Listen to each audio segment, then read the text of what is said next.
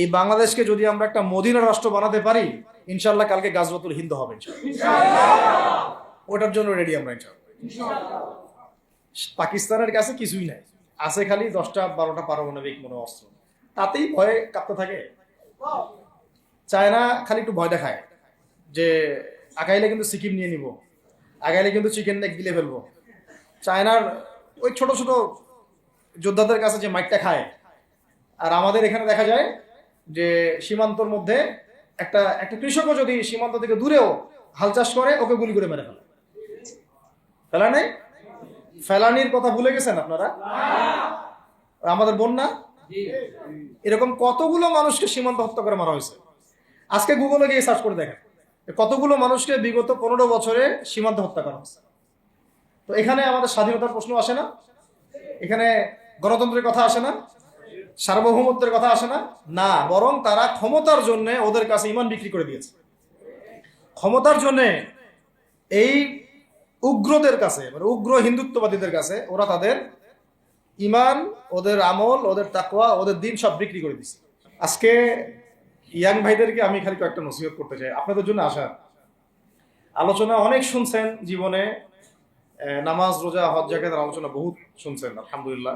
তো এখনো যদি আপনারা নামাজ, রোজা, হজ, যাকাত, তাসবিহ, তাহলিল, জিকির, আজগার, কোরআন তেলাওয়াত, আখলাক ঠিক করা, মুরব্বীদের পরামর্শ নিয়ে চলা, ওলামায়ে কেরামের সাথে থাকা, এইগুলো যদি এখনো ঠিক না হয়ে থাকে, তাহলে ভাই আপনাদেরকে আমি একদিন সময় দিচ্ছি ঠিক করে নাও। কয়দিন সময় দিলাম? একদিন সময় দিচ্ছি, আপনি ঠিক করে নেন সব। নামাজ ঠিক করে নেন, নিজের গুনাহের জন্য তওবা করেন, হারাম রিজিক থাকলে ছেড়ে দেন, পরিবার না গড়ে থাকলে পরিবার গড়েন, তারপরে রিজিকে হারাম থাকলে ছাড়েন, আপনার সন্তানকে মানুষ করেন, মুহাক্কিক বরেণ্য আলেমদের সোহবতে থাকেন, ওলামায়ে কেরামের সাথে থেকে হাত শক্তিশালী করেন, মাদকের সাথে থাকলে ছাড়েন, গান বাজনার সাথে থাকলে ছেড়ে দেন, যত কবিরা গুনাহ সব ছাড়েন। ছেড়ে নিয়াত করেন যে আগামী যদি আমি 10 বছর বাঁচি 10 বছর, 20 বছর বাঁচলে 20 বছর, 100 বছর বাঁচলে 100 বছর আল্লাহর জন্য ঢেলে দিব ইনশাআল্লাহ। এটা আলোচনা আর আমি নতুন করে করতে যাচ্ছি না, অনেক আলোচনা এগুলো হয়েছে। আলোচনা শুরু হচ্ছে কোত্থেকে? এখন আমাদের কাজ আছে একটা। তো আমাদের কাজ, 1 নম্বর কাজ হচ্ছে এখন পরিবর্তিত বাংলাদেশে কোনো ভারতীয় দালালকে আর জায়গা না দেওয়া। একদম সাফ কথা। বরং প্রত্যেকটা ডিপার্টমেন্টে যেখানেই তারা লুকিয়ে আছে ঘাপটি মেরে, এই প্রত্যেকটা ভারতীয় দালালকে এখান থেকে বের করতে হবে। আমি একা বললে আমি পারবো না, আপনি একা বললে আপনি পারবেন না। প্রত্যেকটা এই বয়ানের জায়গা, মিম্বর, খুতবা, ওয়াজ মাহফিলের প্যান্ডেল, আমাদের রাজনৈতিক দলগুলো, আমাদের ইসলামপন্থী দলগুলো যেগুলো আছে, সবার ইমারত থেকে আওয়াজটা আসতে হবে। কারণ এরা যদি আর একটা বার সুযোগ করতে পারে, না থাকবে আপনার দেহ, আর না থাকবে আপনার মাথা। এখনই তো আপনাকে হুমকি দিচ্ছে, যে কোনো সময় একটা একটা করে গুপ্ত হত্যা করবে এরা। তো এই জিনিসগুলো কিন্তু বিচ্ছিন্ন ঘটনা না। তাহলে তার আগে চট্টগ্রামে সাইফুল ইসলাম এক ভাইকে কুপায় মারা হয়েছে, এটার বিচার এখনো হয় নাই। যারা মারছে ওদের পক্ষ নিয়ে আমরা আবার সংখ্যালঘুর স্লোগান তুললাম। এ কেমন সংখ্যালঘু যে আমার ভাইকে জবাই করে হত্যা করে?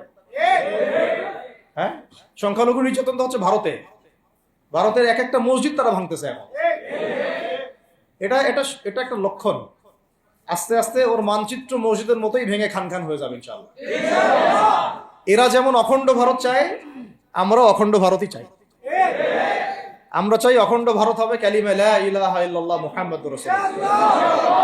আপনারা তো মনে করেন যে ভারত আমাদেরকে ঘিরে রাখছে, তাই না? আসলে ভারতকে আমরা ঘিরে রাখছি। এই দিক থেকে আমরা, এই দিক থেকে চায়না, এখান থেকে নেপাল, এখান থেকে ভুটান, এখান থেকে মায়ানমার, এখান থেকে পাকিস্তান, আর তার চেয়ে বাপ আছে আফগানিস্তান। আছে না আফগানিস্তান? ওদের সাথে কেউ পারছে এই পর্যন্ত? আফগানের ভাইরা নিজেদেরকে গড়ে নিচ্ছে, এখন গোছাচ্ছে। এখন কথা হচ্ছে, আমরা একটা কাপুরুষতার পরিচয় দিচ্ছি। নেপাল ওকে টাইম দেয় না, ভুটান টাইম দেয় না, মায়ানমার টাইম দেয় না, চায়না তো দেয়ই না, আর আমরা তাকে একেবারে প্রভুর আসনে বসায় রাখছি। আমরা কি দিছি? আমরা ইলিশ দেই, আমরা ট্রানজিট দেই, আমরা রেল দেই, আমরা বন্দর দেই, আমরা আর কি দেই? গ্যাস তো দেই মাশাআল্লাহ, তারপরে পণ্যগুলো তো দিচ্ছি, গার্মেন্টস দিয়ে দিচ্ছি, আমাদের প্রশাসনের মধ্যে লোকজন দিয়ে দিচ্ছি, কর্মী শ্রমিক দিয়ে দিচ্ছি। এই জন্যই তো বলি, কেন সে স্ট্যাটাস দেয় যে এই স্বাধীনতা তার স্বাধীনতা, এটাই তাহলে কারণ। তার মানে তারা আমাদের সার্বভৌমত্বটাকে স্বীকার করে না, তাই না? তারা যদি আমাদের স্বাধীনতা সার্বভৌমত্বকে স্বীকার করতোই, তাহলে তো এরকম স্ট্যাটাস দিত না, দিত কি? তো এখন কথা হচ্ছে, আমরা মাথা নত করার জাতি না। আমাদের নবী মুহাম্মদ সাল্লাল্লাহু আলাইহি ওয়াসাল্লাম মাথা উঁচু করে দাওয়াতি কাজ করছেন। মার খেলেও কখনো তিনি মাথা নিচু করেন নাই। সাহাবায়ে কেরাম রাদিয়াল্লাহু আনহুম আজমাইন মাথা উঁচু করে দাওয়াতের কাজ করছেন, কারো সামনে মাথা নত করেন নাই, ইল্লাল্লাহ, আল্লাহ ছাড়া। মার খেয়েছেন, হিজরত করতে হলে হিজরত করেছেন, কখনো মানুষ গালি দিয়েছে, গালি সহ্য করেছেন, কখনো মদিনায় চলে যেতে হয়েছে, দেশ ছাড়তে হয়েছে, দেশ ছাড়ছেন, আবার কখনো ইসলামী রাষ্ট্র কায়েম করতে হয়েছে, রাষ্ট্রও কায়েম করছে। জিহাদ করার দরকার, জিহাদও করছে, কেতালের দরকার, কেতালও করছে, আস্তে আস্তে মক্কা বিজয় করছে, করেন নাই? সিরাত পড়তে হবে, সিরাতের ধারাগুলো আমাদেরকে বুঝতে হবে। এখন আমরা তো তার উত্তরসূরি, আমরা তাদের উত্তরসূরি। প্রথম কথা হচ্ছে, আমরা আমাদের নতজানু মনোভাবটাকে আগে ত্যাগ করতে হবে, এক নাম্বার। আর অতীতের জীবনের যে ভুল ত্রুটিগুলো দ্রুত সংশোধন করতে হবে। এখন আর আমাদের হাতে অনেক লম্বা সময় আছে এমন না, বিষয়গুলো কত কি যে দ্রুত হয়ে যাবে আপনি হয়তো ভাবতে পারেন। বিশ্বটা খুব দ্রুত চেঞ্জ হচ্ছে।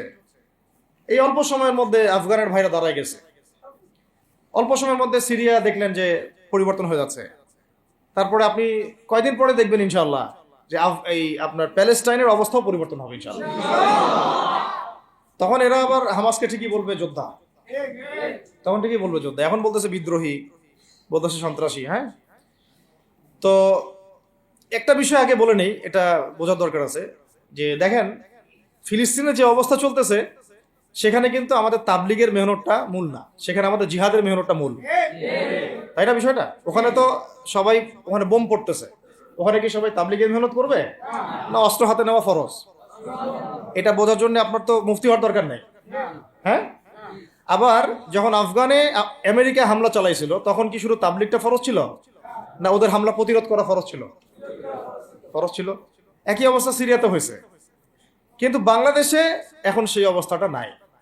কিন্তু বাংলাদেশে তাবলিগের মেহনত, আমর বিল মারুফ নাহি আনিল মুনকারের মেহনত তো চলবে, মানে তাবলিগের মেহনত, দাওয়াতের মেহনতটা চলবে।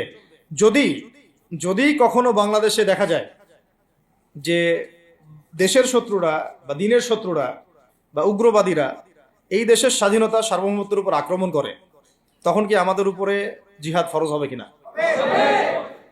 এখন যদি তাই হয়, এখন আপনাদের কি মনে হয় এটার সম্ভাবনা আছে না নাই? এটুকু ইন্টেলেকচুয়াল অবস্থা তো আপনাদের আছে, এটার সম্ভাবনাও হতে পারে, আজ হোক কাল হোক, হতেই পারে। তখন আমার প্রিপারেশনটা কি হবে সেটা আমাকে এখন জানতে হবে। আমার প্রিপারেশনটা কি হওয়া উচিত? প্রথম প্রিপারেশন হওয়া উচিত, আগের সমস্ত জিন্দেগিতে যা করছি নিজেকে আল্লাহর দিকে ফিরাই নিয়ে আসে। এটা প্রথম কাজ। যে আল্লাহর দিকে ফিরে আসে নাই, তার সাথে না জিহাদের সম্পর্ক আছে না কিতালের কোনো সম্পর্ক আছে, সে তো আল্লাহর পথেই নাই। তো প্রিয় যুবক ভাইরা, আগে প্রথম কথা হচ্ছে আগে আপনি আল্লাহর দিকে ফিরে আসেন, এক নাম্বার। দ্বিতীয় কথা হচ্ছে, এরপরে আমাদের প্রয়োজন শারীরিক প্রস্তুতি। শারীরিক প্রস্তুতি যেমনটা বললাম যে কোনো অবস্থাতেই আলেম ওলামাদেরকে, দায়ীদেরকে, মুফতিদেরকে, মুহাদ্দিসদেরকে, মাদ্রাসার শিক্ষকদেরকে, খতিবদেরকে ভিতরে ঢুকতে দেওয়া যাবে না।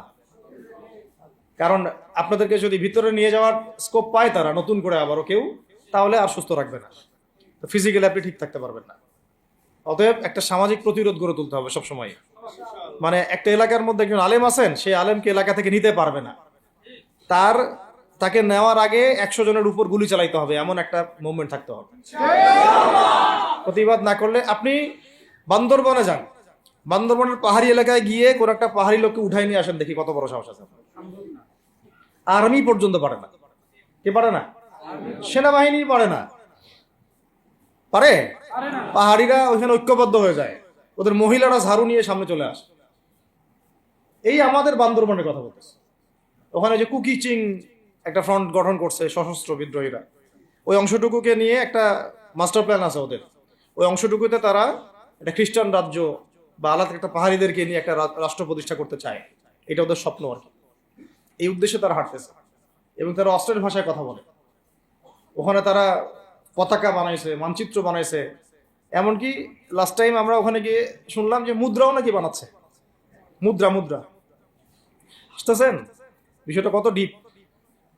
আমাদের রাষ্ট্রে যে কত সমস্যা, আর জানি না যারা দায়িত্বে আছে তারা কি করতেছে, আসলে কোন দিকটা সামাল দিচ্ছে।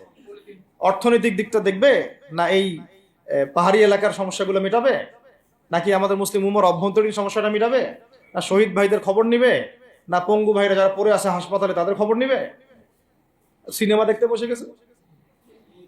কোন আক্কেলে সিনেমা দেখেন আপনি? আপনার সিনেমা দেখার সময় কোথায়? আপনার সিনেমা দেখার সময় কোথায়? এই যে যতগুলো ভাই শহীদ হয়েছে তাদের পরিবারের খোঁজখবর নেওয়া লাগবে না? এবং যতগুলো ভাই এখন হাসপাতালে কাতরাচ্ছে তাদের সঙ্গে হাজার হাজার হাজার হাজার ছাত্র ভাই, তাদের চিকিৎসা করানো লাগবে না? যত মানুষকে গুম করা হয়েছে ওদেরকে মুক্ত করা লাগবে না? তারাও তো জানে এটা অন্যায়, এবং যারা করে তারাও বলে এটা অন্যায়। জানেন, যারা করে তারাও বলে এটা অন্যায়। এবং আমাকেও বলেছিল যে, আমি জিজ্ঞাসা করেছিলাম যে আমাকে যদি মানে প্রকাশ্য কোর্টে চালান করে দেওয়া হয় এবং জাতির সামনে বলা হয় যে আমাকে গুম করা হয়েছে, এবং এরপর যদি বলা হয় যে আমাকে গুম করার পরে কোনো রকমের নেগেটিভ কিছু পাওয়া যায় নাই তাই আমরা ছেড়ে দিয়েছি, এই কথাটা কি বলা যাবে কি যাবে না? তারা বলছে যে না, এটা বলা যাবে না, কারণ এই কাজটা তো মানবতা বিরোধী অপরাধ, এটা করলে তো বললে তো সবাই আবার বুঝে ফেলবে। তো এই হলো অবস্থা। ওখানে আমরা বুঝেছি যে বাংলাদেশের প্রশাসনে দুইটা ভাগ আছে। একটা ভাগ হচ্ছে মারাত্মক রকমের ইসলাম প্রিয় এবং দেশপ্রেমিক, মাশাআল্লাহ, আমরা তাদেরকে স্যালুট জানাই, মাশাআল্লাহ।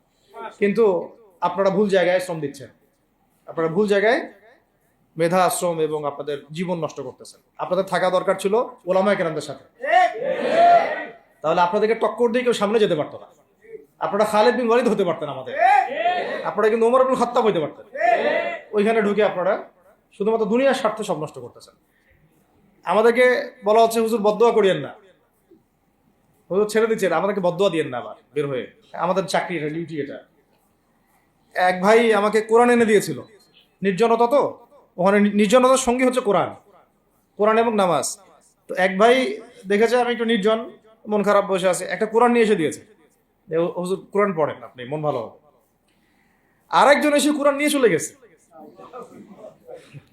কোরআন পড়ে ওখানে যদি আপনি আবার উল্টাপাল্টা কিছু করেন, ওদের নিয়ম নাই কোরআন দেওয়া, কোরআন দেওয়ার কি নাই, নিয়ম নাই। তো এই হলো অবস্থা। কথা হচ্ছে যে এই ভাইদেরকে মুক্ত করাও তো তাদের কাজ ছিল। যে ওলামায়ে কেরামদের একজনের উপরে 3টা 4টা 5টা 10টা করে মামলা এখনো ঝুলতেছে, তাদেরকে মুক্ত করা উচিত ছিল না? আর এই পুরো জুলুমের পিছনে যত জালেম ইনভলভ ছিল তাদেরকে আইডেন্টিফাই করে ভিতরে ঢোকানো উচিত ছিল না? হয়েছে সবকিছু? তো এই জিনিসগুলোর মধ্যে অনেক গ্যাপস আছে। এগুলো যদি এভাবে চলতে থাকে তাহলে আগামীতে আমরা যারা ইসলামিক রাজনীতি করব বলে চিন্তা করতেছি বা ইসলামকে রাষ্ট্র ক্ষমতায় নিতে চাই, আমরাও কিন্তু বেগ পাবো, আর ভালো রকমের বেগ পাইতে হবে। আর বিগত সময় আমরা অনেক ভুল করছি, যেমন মন খারাপ করেন না, এগুলো আমরা ভুল করছি। এই যে আমরা ওদের সাথে জোট করতে গেছি, ঠিক আছে, ওদেরকে আমরা ভাই বোনে করার চেষ্টা করছি, আসলে এদের সাথে আর কাফেরদের সাথে কোনো পার্থক্য নেই। সেকুলারিজমে যারা আছে আর কুফার যারা, এদের মধ্যে কোনো পার্থক্য নেই। ওই কালিমা পড়া না পড়ার পার্থক্য, তো বাকি আপনার পিঠে ছুরি এরাও মারবে ওরাও মারবে। আর আমি ছোট মানুষ, ছোট জায়গা থেকে বলতে চাই যে আমাদের যে ওলামায়ে কেরামগণ মাঠে আছেন, যে রাজনৈতিক দলগুলো আপনারা মাঠে আছেন, এবার আপনারা কোনো রুটির টুকরার জন্য লড়বেন না, এবার পুরা রুটি নিয়ে লড়বেন। প্রত্যেক আসনে প্রার্থী দিবেন আপনারা, যেহেতু এর বাইরে সিস্টেম এখন অন্য সিস্টেমে যাওয়ার সুযোগ হচ্ছে না, তাহলে পুরা রুটিটার জন্য লড়তে হবে আপনাদের। আমাদের টার্গেট হচ্ছে এখন একটা ইসলামপন্থী সরকারকে রাষ্ট্র ক্ষমতায় নিয়ে যাওয়া, এটা আমাদের একটা প্রধান টার্গেট। এখন আমাদের এজেন্ডা স্পষ্ট, কোনো গোপন এজেন্ডা নাই। আমাদের কি নাই? কোনো গোপন এজেন্ডা নাই। আমরা চাই বাংলাদেশে এখন একটা ইসলামপন্থী রাষ্ট্র ব্যবস্থা গড়ে উঠুক, ইসলামপন্থী সরকার শাসন ক্ষমতায় আসুক। এটার জন্য আপনাদের সবার ভূমিকা আছে। কেউ কথা দিয়ে ভূমিকা রাখবেন, কেউ লিখবেন, কেউ বলবেন, কেউ যেভাবে হোক আপনাকে ভূমিকা তো রাখতেই হবে। কারো বসে থাকার সুযোগ নেই এখন। আর এই রাষ্ট্রটাকে ইসলামিক রাষ্ট্র হিসেবে গড়ার দায়িত্ব এখন সবার কাঁধে আসছে। আমরা আমাদের জায়গা থেকে বলতেছি, বাকি কাজ কিন্তু আপনাদেরকে করতে হবে। আল্লাহ পাক করার তৌফিক দান করে। আর ইসলামপন্থী ভাইদের আপোষের যে দূরত্ব, এটা কমায় ফেলতে হবে। এই দূরত্ব রাখা যাবে না। ইখতিলাফ আছে থাক, যদি আকীদাগত মৌলিক কোনো পার্থক্য না থাকে, আমরা তো ভাই ভাই। নাকি আমাদের চেয়ে কি মানে সেকুলার আমাদের বেশি বড় ভাই? আমাদের চেয়ে কি যে নাস্তিক মুরতাদের আমাদের বড় ভাই? কমিউনিজমে যারা আছে ওরা আমাদের বড় ভাই? না এই গণতন্ত্রপন্থী যারা একবারে কট্টর ওরা আমাদের দিনী ভাই নাকি? আমাদের তো ভাই, সোজা কথা হচ্ছে ইন্নামাল মুমিনুনা ইখওয়া, ইন্নামাল মুমিনুনা, মুমিন যারা মুমিন মুমিন ভাই, মুমিনে মুমিনে কি ভাই, খালাস। আল মুসলিম ওয়া আখুল মুসলিম, মুসলিমের ভাই কি মুসলিম, খালাস এইটুক। মুসলিম আমার ভাই, মুসলিম আমার ভাই। এখন যারা এদেশের রাষ্ট্র ক্ষমতা ইসলামকে চায় না তারা আমাদের ভাই না। সে যে কোনো নামে আসুক, এক্স ওয়াই জেড, দেখার দরকার নেই। এক্স নামে আসুক, ওয়াই নামে আসুক, জেড নামে আসুক, যারা রাষ্ট্র ব্যবস্থা ইসলামকে চায় না তারা আমার ভাই, খালাস, সোজা কথা। এখন রাষ্ট্র ব্যবস্থা ইসলাম চায় যে ভাইরা আমাদের, ওই ভাইদেরকে একসাথে থাকতে হবে। আল্লাহর কসম করে বলতেছি, ইনশাআল্লাহ যদি এই ভাইরা আমরা একসাথে থাকতে পারি, এর সাথে আমরা দায়ীরা, তালেবে ইলমরা এবং আপনারা তো যুব সমাজ আছেন, আমাদেরকে টক্কর দিয়ে বাংলাদেশের রাষ্ট্র ক্ষমতায় কেউ যাইতে পারবে না ইনশাআল্লাহ। সবাইকে ভূমিকা রাখতে হবে। এখন অন্যান্য আলোচনা চেয়ে এই আলোচনাটাই বেশি দরকার। অন্য আলোচনা অনেক শুনছেন জীবনে, এখন বাংলাদেশের দরকার একটা ইসলামপন্থী রাষ্ট্র ব্যবস্থা। এর বাইরে কোনো আলাপ নাই। এখন এটা প্রতিষ্ঠা করার জন্য কি করতে হবে সেটা ফিকির করা না। তো কি করতে হবে বলেন? প্রথম কথা হচ্ছে আমাদেরকে আগে বৈশ্বিক জালেমদেরকে চিহ্নিত করতে হবে। পুরো বিশ্বে কারা জালেম এটা কি চিন্তা করা বাকি আছে? পুরো বিশ্বের সবচেয়ে বড় জালেম যে পশ্চিমারা, সবচেয়ে বড় জালেম ইসরায়েল, সবচেয়ে বড় জালেম আমেরিকা, এটা চিন্তা কি আপনার বাকি আছে? এই কথা বলতে যে ভয় পায় তার তো নবীর ওয়ারিস হওয়ার দাবি করার উচিত না। এটা খোলামেলা, এটা সবাই জানে। সারা বিশ্বের জুলুমের কারখানা হচ্ছে ইসরায়েল। মানুষ ত্রাণ নিতে গেলে পর্যন্ত সেখানেও বোম্বের মানুষ হত্যা করছে। আমরা এটা দেখার মতো আর সাহসী নাই। অনলাইন এগুলো আমার দেখতে গেলে যে বাচ্চাদের অবস্থাগুলো আমাদের চোখের সামনে আসে, আমি স্কিপ করে চলে যাই। হয়তো কতটুকু দোয়া করতে পারি আল্লাহ ভালো। দোয়া করে কি করব? আমার দোয়ার তো তার দরকার নাই। আমার দোয়ার তার কি দরকার? আমাদের মতো পাপী মানুষের দোয়া দিয়ে তার কি হবে? এখানে তো স্পষ্ট যে পুরো বিশ্বের জুলুম জালেমের শক্তির কেন্দ্রস্থল কোনটা, সেখান থেকে সব মাস্টার প্ল্যান হচ্ছে। আর যদি ওই ইসরায়েল, ওই আমেরিকার কোন সেবা দাসকে আমরা ক্ষমতায় নিয়ে আসি, আমাদের ভুল হবে না? ছাত্র ভাইরা এই ভুলটা করছে। ছাত্র ভাইরা ভুলটা করছে কারণ আপনাদের দিনের জ্ঞানের বুঝের কারণে করছে, বুঝের অভাবের কারণে করছে। ঠিক আছে, ঠিক আছে। এখন যে মানে সম্ভাবনা শেষ হয়ে গেছে এমনও না। এখন সবাই প্রতিবাদের ভাষায় কথা বলতে পারে। একটা রেভলিউশন ঘটানোর মতো সিচুয়েশন বাংলাদেশে আছে। অন্তত পক্ষে আমাদের ভাইদের মধ্যে আমরা দেখেছি, ছাত্র ভাইদের মধ্যে সাহস তো মাশাআল্লাহ অবশ্যই আছে, ডেডিকেশন আছে, জীবন দেওয়ার মানসিকতা আছে। তাদেরকে খালি নার্সিং করতে হবে, জীবনটা যেন ভুল পথে না যায়। এখন আবু সাইদের রক্তের উপর দাঁড়ায় যদি কোনো সেকুলার ক্ষমতায় আসে, তাহলে এটা আবু সাইদের রক্তের সাথে গাদ্দারি হচ্ছে। এই মুগ্ধদের রক্তের উপর সিঁড়ি বানায় যদি কোনো জাতীয়তাবাদীরা আর ওই সেই গণতন্ত্রপন্থীরা, ওই ইসলামের দুশ্মনরা, ওই ভারতের দালালরাই যদি ক্ষমতায় আসে, তাহলে এটা ওদের রক্তের সাথে গাদ্দারি হচ্ছে। এই গাদ্দারির মাফ হবে না। এইটা পলাশির যুদ্ধের চেয়ে বড় মীর জাফরি হয়েছে, এটা ৭১-এর চেয়ে বড় রাজাকারী হয়েছে। আপনারা বলেন যে দেখেন, ভালো করে বুঝেন, গুম হয়েছে এক শ্রেণী, আমার কথা মন খারাপ করে না, এক শ্রেণী গুম হয়ে গেছে, এক শ্রেণী ক্রসফায়ার, এক শ্রেণী শাপলা চত্বরে রক্ত দিছে, তাই নাই?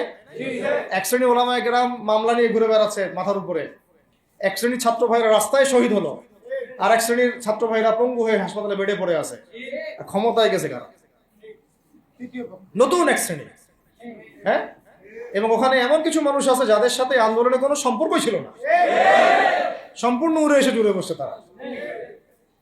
তাহলে এখানে ইসলামিক রাজনৈতিক দলগুলোকে সামনে রাখা যাইতো, তাদের থেকে তো উপদেষ্টা একটাও নেয় নাই।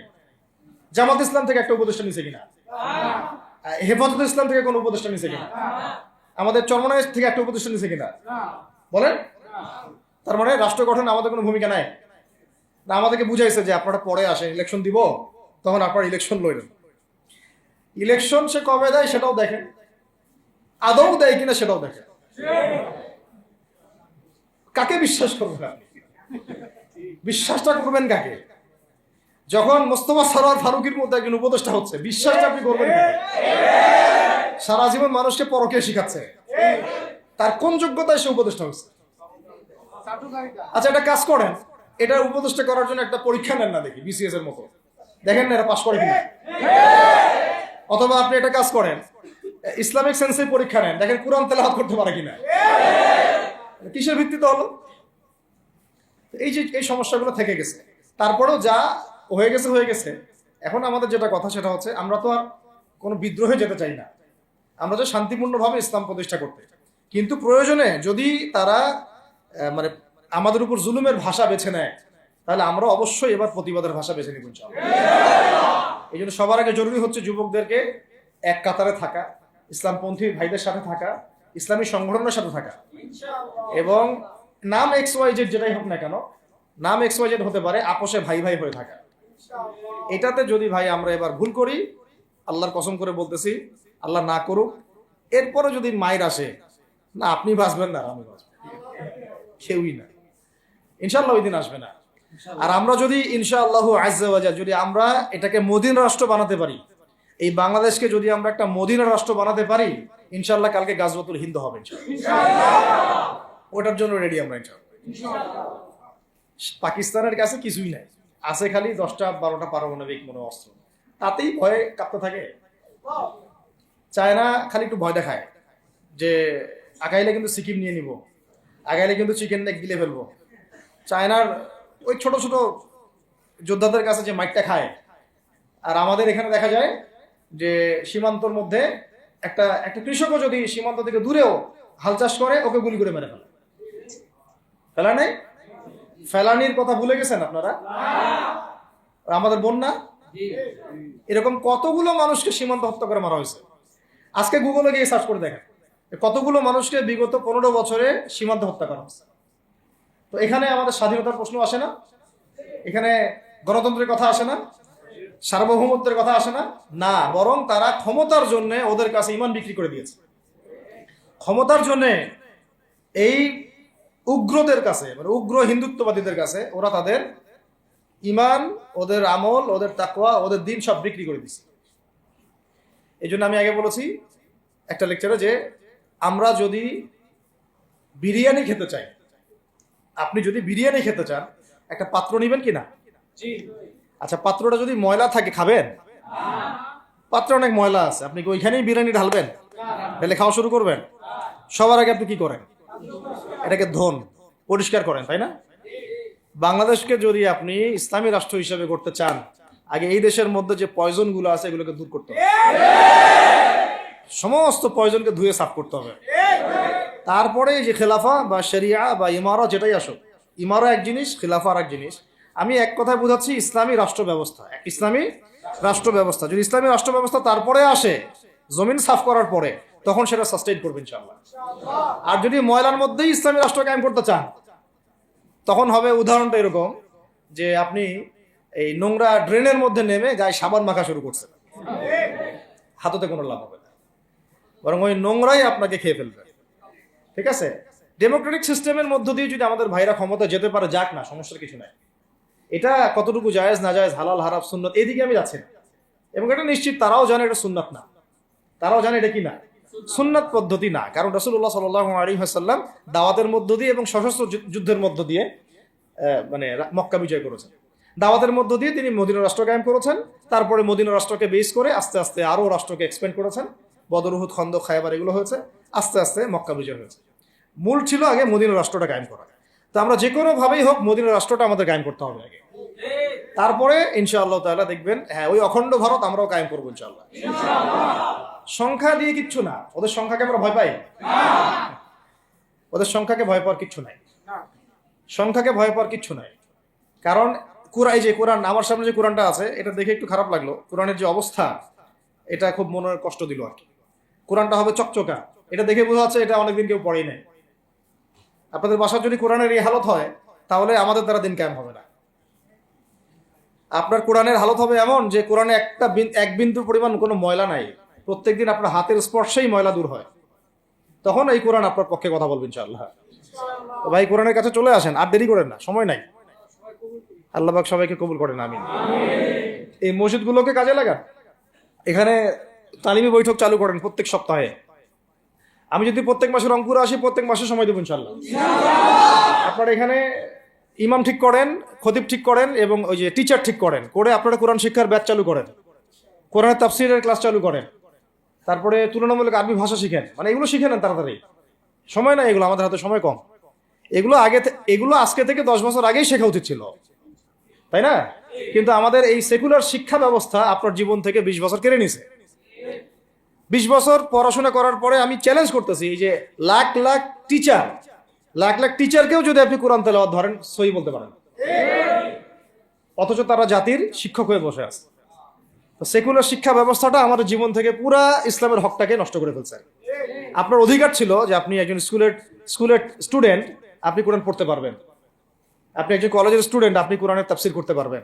আপনি একজন ইউনিভার্সিটি পাস করেছেন, আপনি হাদিসও পড়তে পারবেন, এবারও তো দিতে পারবেন, এরাও দিতে পারবেন। এটা আপনার হক ছিল, কিন্তু এই হকটা নষ্ট করছে কারা? এই সেকুলার শিক্ষা ব্যবস্থা নষ্ট করে ফেলছে। এখন তো কিছু করার নাই। তো এটাতে আমাদের দোষ কি? আমাদের দোষ হচ্ছে আমরাই তো তাদেরকে ভোট টোট দিয়ে উপরে উঠেছিলাম। আমাদের বাপরা উঠাইছে, আমাদের বাবারা উঠাইছে, তার বাবার উঠাইছে। আমরা তো ওই সময় ইনসাফ করি নাই, ফল আমাদেরকে ভোগ করতে হয়েছে। আপনি এই প্রসঙ্গটা দুটো কথা বলেই ফেলেন, নাহলে আমি মানে হকাদায় হয় না। একটা মুসলিম ঘরের ছেলে, তার অধিকার নাই প্রাইমারি স্কুলে গিয়ে সে কোরআন শিখবে? আচ্ছা, আমাদের মৌলিক অধিকার কি? খাদ্য, বস্ত্র, বাসস্থান, শিক্ষা, চিকিৎসা, 5টা বলি না? তো কোরআন আমার মৌলিক অধিকার না? মুসলিম পরিবারের সন্তান আমি, কোরআন আমার মৌলিক অধিকার না? তারপর প্রাইমারি স্কুল আপনাকে শিখায় নাই, হাই স্কুল আপনাকে শিখায় নাই, এমনকি কারমাইকেল শিখাইছে আপনাকে, বেগম রোকেয়া বিশ্ববিদ্যালয় শিখাইছে, এরাও শিখায় নাই। এমনকি বিসিএস ক্যাডার হচ্ছেন কোরআন ছাড়াই, ডক্টর হচ্ছেন কোরআন ছাড়াই, ইঞ্জিনিয়ার হচ্ছেনও কোরআন ছাড়াই। এমনকি শিক্ষা কমিশন গঠন হচ্ছে, ওই কমিশনের লোকদেরও কোরআনের জ্ঞান নাই। টকশোতে আইসা আবার ঠিকই পটর করে, কোরআনে পড়তেও পারে না, টকশোতে আইসা পটর করে। এই তো বিগত 10 বছর তো টকশোর বছর ছিল, খালি টকশো, দেখেন নাই? আলোচনা। একটা ন্যারেটিভ তৈরি করা হচ্ছিল, ইসলাম নিয়ে যারাই কথা বলবে এরাই জঙ্গি, এরাই মৌলবাদী, এরাই সন্ত্রাসী।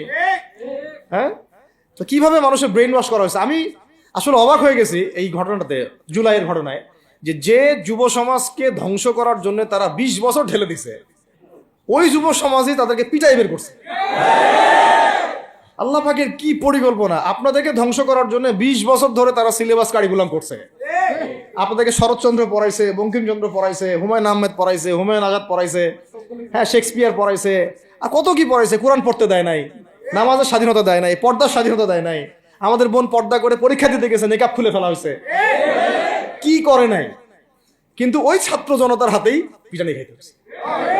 আল্লাহ পাকের দেখছেন কি একটা মিরাকেল, আল্লাহ পাকের কি মানে কুদরত, কারিশমা। ঠিক কিরকম হয়েছে জানেন? ঘটনাটা হয়েছে এরকম যে ফেরাউনের ঘরেই মুসা আলাইহিস সালামকে আল্লাহ পাক বড় করছে। মাশাআল্লাহ। তো আপনাদেরকে ধ্বংস করার জন্যই কিন্তু এই পলিসিগুলো অ্যাপ্লাই করা হয়েছে। এখন যে আল্লাহ পাকের রহমতে আপনারা বিপদে যান নাই, আলহামদুলিল্লাহ। এখন যেটা আল্লাহ পাক বোঝার তৌফিক দিচ্ছেন, দেখেন আপনারা কোরআন শিখতে পারতেন, এখানে পারেন নাই। শিক্ষা কমিশনের মধ্যে কোরআন নাই। শুধু তাই না, দেখেন 360 জন এমপি মন্ত্রীকে আপনি বসায় দেন, 360 জন এমপি মন্ত্রীকে বসায় তাদের সবাইকে শুধু কিচ্ছু না, আমি বলবো খালি সূরা ফাতিহা তিলাওয়াত করতে বলে। পারলে শুধু মমতাজ পড়তে পারে নাকি? কারণ তার তো বুখারী মুসলিম সিয়াসিটা পড়া আছে, ওটা পড়া ছিল আর কি, এটা পড়া ছিল, তো হয়তো সে পড়তে পারে না, পারলে তো ভালো, খারাপ কিছু না, ঠিক আছে। তো বাকি কেউ কিন্তু পারে না। বেশি দেন না, অল্প না, ঠিক আছে, শেষ করতেছে। তো এখন প্রিয় ভাইরা, কথা অনেক হয়ে গেছে। মূল কথা হচ্ছে যে আমাদেরকে এখন একটা নতুন উদ্দেশ্য নিয়ে, টার্গেট নিয়ে, একটা মিশন নিয়ে আগামীকাল থেকে পথ চলতে হবে ইনশাআল্লাহ। প্রথম গন্তব্যটা কি? আমরা বাংলাদেশকে একটা মদিনা রাষ্ট্র কায়েম করতে চাই। সেটা যদি করতেই হয় তাহলে আমাকে কার আদলে করতে হবে, কার সুন্নতে করতে হবে? নবী মুহাম্মদ সাল্লাল্লাহু আলাইহি ওয়াসাল্লামের তরিকায়। এবং তার তরিকার প্রথম কাজটাই হচ্ছে আগে ইলম শিখতে হবে। কি শিখতে হবে? এই মসজিদগুলোকে কাজে লাগান, মাদ্রাসাগুলোকে কাজে লাগান। এবং 2 নম্বর হচ্ছে ইলম একা একা শেখা যাবে না। ইলম একা একা শেখা যাবে না। 20 বছর তো আপনি একা পড়াশোনা করেন নাই, প্রতিষ্ঠান ছিল, ওস্তাদ ছিল, তাই না, টিচার ছিল, আপনার একাডেমিক কারিকুলাম ছিল, ঠিক ওইরকমই দিনের ইলমও একা একা শেখা যাবে না, ওস্তাদ লাগবে। এবং আলহামদুলিল্লাহ আমাদের বাংলাদেশে ওস্তাদদের অভাব নাই, আলহামদুলিল্লাহ। প্রত্যেক জেলায় জেলায় উপজেলায় সব জায়গাতেই মুহাক্কিক বরেণ্য আলেমগণ আছেন, আলহামদুলিল্লাহ। আর আপনি খুঁজে বের করবেন কে মুহাক্কিক আলেম।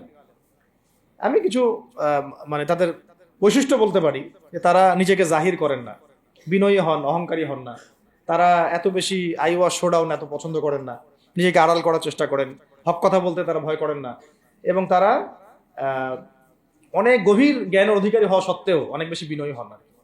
এগুলো দেখে আপনি চিনবেন, ঠিক আছে। আমাদের সালাফরা তো বলতেন যে মুহাক্কিক মানুষকে পাবেন দুই জায়গায়, এক হচ্ছে মাটির তলে, আরেকটা হচ্ছে জেলখানায়, ঠিক আছে। তো যাই হোক, এখন অনেক বরেণ্য উলামায়ে কেরাম আমাদের সমাজে আছেন, তাদের যে কারোর সাথে অন্তত একজনের সাথে নিসবত রাখেন, অন্তত একজনের সাথে নিসবত রাখেন, ঠিক আছে। তো এটা আমাদের সৌভাগ্য আলহামদুলিল্লাহ যে বাংলাদেশে বহু মাদ্রাসা, বহু কওমি মাদ্রাসা, আলিয়া মাদ্রাসা, অনেক ধরনের মাদ্রাসা আছে। কিছু সংকীর্ণতা বা কিছু সমস্যা আমাদের মধ্যে থাকতে পারে, এটা যে কোনো জায়গায় থাকতে পারে, কিন্তু আলহামদুলিল্লাহ এই খেদমতটুকু আছে বলেই এখন পর্যন্ত দ্বীন ইসলামকে তারা মিটাইতে পারে নাই, আলহামদুলিল্লাহ। তো এলেম শিখবো এক নাম্বার, দুই নাম্বার হচ্ছে এলেম মুহাক্কিক কোন আলেমের সোহবতে শিখবো, একা একা শিখবো না। তিন নাম্বার হচ্ছে যা শিখবো আমলে নিয়ে আসতে হবে। কি বললাম? যা শিখবো আমলে নিয়ে চলে আসতে হবে, ফেলে রাখা যাবে না। আল্লাহ আমাকেও তৌফিক দেন, আপনাদের সবাইকে তৌফিক দান করেন। চার নাম্বার, সময় কাজে লাগাইতে হবে, সময় কাজে লাগাইতে হবে, কোনো অবস্থাতেই আর হেলায় ফেলায় সময় নষ্ট করবো না, আমিও করবো না ইনশাল্লাহ, আপনারাও করবেন না ইনশাল্লাহ। পাঁচ নাম্বার হচ্ছে নিজের প্রতিভাকে খুঁজে বের করবেন। সবাইকে আল্লাহ কিছু না কিছু প্রতিভা দিয়েছেন, প্রতিভা খুঁজে বের করে ইসলামের জন্য কাজে লাগাবেন। ছয় নাম্বার হচ্ছে যাদের রিজিক হালাল তাদের তো আলহামদুলিল্লাহ কোনো সমস্যা নেই, যাদের হারাম রিজিক আজকে ছাড়তে হবে। কোনো সুদের সাথে সম্পৃক্ত থাকা যাবে না, কোনো ঘুষ, কোনো দুর্নীতি, কোনো মাপে কম দেওয়া, কোনো হারামে আমি খাবো না, আমি কোনো হারামের কাছে যাব না। আর উত্তরবঙ্গের বড় বড় ফেতনাগুলোর মধ্যে এই সুদী এনজিওদের ফেতনাও আছে, কাদিয়ানিদের ফেতনাও আছে, তাই না। তারপরে আপনার এই যে ইসাই মুসলিমদের একটা ফেতনা আছে না, একটা ফেতনা আছে। তারপরে এই আপনার বিড়ি ফ্যাক্টরি, তামাক ফ্যাক্টরি, এগুলা ফেতনা আছে হারাম খাবার। আবার নতুন করে ইসকনের ফেতনাও উত্তরবঙ্গে দেখা যাচ্ছে। তো এই ফেতনাগুলোকে চিহ্নিত করে আপনাকে বেঁচে থাকতে হবে এবং রিজিকটাকে হালাল করে ফেলতে হবে, ঠিক আছে। এর পাশাপাশি হচ্ছে 6 নম্বর বলবো যে পরিবারগুলো গড়ে তুলতে হবে। প্রত্যেকটা পরিবার হবে একটা দুর্গ, মানে আমার পরিবার হচ্ছে আমার একটা ইসলামিক রাষ্ট্রের মতো। এই পরিবারের মধ্যে অনইসলামিক কোনো কাজ চলে না। পরিবারের মালিক কি? আমি না। এখানে কি রাষ্ট্র আমাকে হস্তক্ষেপ করতে পারবে? তা আমার পরিবার আমার কন্ট্রোলে চলবে, একদম ইসলামিক অনুশাসন অনুযায়ী চলবে, ডানে বামে নড়তে পারবে না। এভাবে আপনাকে শক্ত থাকতে হবে। 7 নম্বর হচ্ছে এখন থেকে তাবলীগের কাজ সবাইকে করতে হবে। কতটুকু করবেন? যতটুকু আপনি জানেন, যতটুকু আপনি জানেন। যেটা জানেন না ওইটা নিয়ে কথা বলার দরকার নেই। আর সমাজে কিছু ইখতিলাফি মাসালাগুলো আছে যেগুলোকে নিয়ে কিছু মানে মোটা বুদ্ধির মানুষেরা আর কি মসজিদগুলো ভাগ করে ফেলে, ঠিক আছে। এই পাল্লায় পড়া যাবে না। ইখতিলাফি মাসালাগুলো সাহাবীদের যুগ থেকেই ছিল, এগুলো নিয়ে মতবিরোধের সুযোগ নাই। এটা তার কাছে এই মাসালাটা অথেন্টিক মনে হয়, সে আমল করতেছে, করুক। আমার কাছে এই ফিকহের আলোকে এটা বেশি অথেন্টিক মনে হয়, আমি এটা আমল করতেছি। এগুলো নিয়ে কোনো রকমের আর দ্বন্দ্বে যাবেন না। বরং আমরা এখন ঐক্যবদ্ধ হব কিসের ভিত্তিতে? আমরা ঐক্যবদ্ধ হব আকীদা, আমল এবং মানহাজের ভিত্তিতে। আমাদের আকীদা আহলুস সুন্নাহ ওয়াল জামাআর আকীদা থাকবে, আমল থাকবে সাহাবীওয়ালা আমল, এবং মানহাজ থাকবে আমরা সালাফদের আদলে বাংলাদেশে দিন কায়েম করতে চাই, খালাস। আর যারা দিন কায়েমের কথা বলবে না ওদের সাথে আমার ঐক্য হবে না। কি হবে? দিন কায়েমের কোনো ফিকির নাই, তার সাথে আমার ঐক্য হবে কিভাবে? তার ফিকির আছে শুধু মসজিদ নিয়ে আর অন্য কিছু নিয়ে, তার দল নিয়ে বা তার মানে আরো তো আছে অনেক কিছু আর কি, এইগুলো নিয়ে। তো ওইগুলো বাদ দিলাম। এই আমর বিল মারুফের কাজ সবাইকে করতে হবে এবং একই সাথে সবাইকে এখন থেকে প্রতিবাদী হতে হবে, অন্যায় নিষেধ করতে হবে। এলাকায় অন্যায় হতে দিবেন না আপনারা। এলাকার মধ্যে জুয়া খেলবে কেন? আপনারা প্রতিবাদী হবেন। এখানে গাঁজা খাবে কেন? আপনি প্রতিবাদী হবেন। মাদকের আখড়া হবে কেন? আপনারা প্রতিবাদ করবেন। এখন তো আপনি পুলিশ প্রশাসনের অপেক্ষায় বসে থাকার সময় নাই তো এখন আপনার। একজন নেককার, মুত্তাকি, পরহেজগার মানুষ প্রত্যেকটা এলাকায় থাকা দরকার। আপনাদের মধ্যে একটা জামাআ বা কমিউনিটি থাকা দরকার, মানে একটা অ্যাসোসিয়েশন থাকা দরকার, যারা ওই এলাকাকে সংস্কারের কাজ করবে ইনশাআল্লাহ। অথবা বৃহত্তর সংগঠন যেগুলো আছে বাংলাদেশে, তাদের অঙ্গ সংগঠন হিসেবে আপনারা কাজ করতে পারেন। আল্লাহ পাক তৌফিক দান করেন। মানে একটা চেইন অফ কমান্ড গড়ে তুলতে হবে দেশব্যাপী। এটা অলরেডি আছে, এবং নতুন করেও যদি কেউ চায় যে আমি কিছু অ্যাসোসিয়েশন করব যেটা আমরা বিল মারুফের কাজ করবে, নেহির মুনকারের কাজ করবে, তাহলে এটা করতে পারেন ইনশাআল্লাহ। আর এর সাথে আমি বলবো যে আমাদের জান, মাল, সময়, শ্রম, কয়টা কথা বললাম? জান, মাল, সময় এবং শ্রম। জান, আমাদের মাল, আমাদের সময়, আমাদের শ্রম, এই চারটা জিনিসকে আল্লাহর জন্য ওয়াকফ করে দিতে হবে। দুনিয়াতে মুসাফির আমরা, দুনিয়াতে কি আমরা মুসাফির, আমাদেরকে পাঠানোই হয়েছে আল্লাহর ইবাদত করার জন্য। এবং শুধু একা ইবাদত করবো কেন, আমি কি স্বার্থপর? আমার পরিবারটাও করতে হবে। এবং শুধু পরিবার কেন করবো, আমার সমাজটাও করতে হবে, আমার রাষ্ট্রটাকেও করতে হবে। কারণ রাষ্ট্রীয় কাঠামোতে ইসলাম না থাকলে আমি সমাজ চেঞ্জ করতে পারবো না। সহজ কথা, সব কথা কিন্তু ওই গোড়াতে গিয়ে ঠেকতেছে। কারণ রাষ্ট্র ব্যবস্থায় যদি ইসলাম না যায়, রাজনীতির মধ্যে ইসলাম যদি না যায়, এবং একটা ইসলামিক শরিয়া ভিত্তিক বা ইমারা ভিত্তিক রাষ্ট্র যদি কায়েম না হয়, এই শব্দগুলো হয়তো তারা বুঝে না, মানে ইসলামী একটা রাষ্ট্র ব্যবস্থার কাঠামো যদি না থাকে, তাহলে আপনি ব্যাংকিং সিস্টেমকে সংস্কার করতে পারবেন না, সুদের মধ্যে সংস্কার আনতে পারবেন না, শুধু এনজিওর বিরুদ্ধে আপনি কোনো পদক্ষেপ নিতে পারবেন না, আপনি সমাজের এই যে ফাসাদ, নোংরামি, এগুলো বন্ধ করতে পারবেন না, আপনি এই যে কাদিয়ানি মতবাদের বিরুদ্ধে কিছু করতে পারবেন না, ওদের অর্থনৈতিক ডানা আপনি কাটতে পারবেন না, ওদের পলিটিক্যাল সাপোর্ট আপনারা কাটতে পারবেন না, তারপরে ওই জায়গায় ইসলাম না গেলে এই সাংস্কৃতিক আগ্রাসনগুলো কাটাতে পারবেন না, পাশের প্রতিবেশী রাষ্ট্রদের যে আগ্রাসী ভূমিকা, এগুলোর ব্যাপারে আপনি কোনো পদক্ষেপ নিতে পারবেন না। তাই ওই জায়গা পর্যন্ত যদি না যেতে পারি আমরা, তাহলে কথাগুলো শুধু বলাই হবে, কোনো বাস্তবায়ন হবে না। অতএব আমাদের মূল কাজ একটা, এখন ওই উপরের লেভেলে ইসলামকে নিয়ে যাওয়া। এই কাজগুলোর মধ্য দিয়ে আমরা ইসলামকে নিয়ে যাবো ইনশাআল্লাহ তাআলা। আর সর্বোপরি আসন্ন সময়গুলোতে যখন ওলামায়ে কেরাম, আমাদের বরেণ্য আলেমগণ, আমাদের বরেণ্য ওস্তাদগণ এবং আমাদের তুল্লাবরা, আমাদের জামাআগুলো, আমাদের ইমারাগুলো এবং আমাদের ইসলামী সংগঠনগুলো, তারা যখন মাঠে থাকবে, তখন তাদেরকে একা ছেড়ে দেওয়া যাবে না। মই দিয়ে গাছে উঠায় মই টানা যাবে না। শাপলা চত্বরে এই কাজটা করছেন আপনারা, কিন্তু শাপলাতে কিন্তু এই কাজটা হয়েছে। ওখানে কিন্তু এতগুলো ভাইয়ের ওখানে শহীদ হওয়ার কথা ছিল না, এত সহজ ছিল না বিষয়টা। কিন্তু কিছু ভাই ছিল ওখানে, আমাদের সাথে প্রতারণা করেছে, মই দিয়ে আমাদের কিন্তু মই টেনে নিছে, আমাদেরকে উপরে উঠাই দিছে। এরপর থেকে তো কত জেল, কত জুলুম, কত মামলা মোকদ্দমা, কত গুম হয়ে গেল শাপলার পর থেকে, হিসাব করেন তো। এবার এই ভুলগুলো আর করতে যায় না, এই মুনাফিকিগুলো আর কেউ করতে যায় না আল্লাহর ওয়াস্তে। আপনারা ওলামায়ে কেরামদের সাথে থাকেন, হাত শক্ত করেন, মই দিয়ে আবার গাছে উঠায় মই টানে নিয়েন না। আমি কি বুঝাতে পারছি? বুঝতে পারি না এমন। অর্থাৎ ওলামায়ে কেরামগণ যখন মাঠে থাকবেন, ইসলামী সংগঠনগুলো যখন মাঠে থাকবে, আপনাদেরকে আমরা পাশে চাই। পাশে পাবো তো ইনশাআল্লাহ। আল্লাহ পাক যেন আমাদের সবার এই আওয়াজকে কবুল করেন। আল্লাহ পাক আমাদেরকেও কবুল করেন, আমাকে কবুল করেন, আপনাদের সবাইকে কবুল করেন। আমাদের গন্তব্য একদম স্পষ্ট, হয় খিলাফা না হলে শাহাদা, হয় খিলাফা না হলে শাহাদা। ইনশাআল্লাহ তাআলা দুটোর যেটাই হোক না কেন আমরা সফল। আল্লাহ পাক আমাদের সবাইকে কথাগুলো বোঝার ও আমল করার তৌফিক দান করুন। أقول قولي هذا أستغفر الله لي ولكم ولسائر المسلمين. بارك الله لنا ولكم بالآية الحكيم إنه تعالى جواد كريم بر رؤوف رحيم.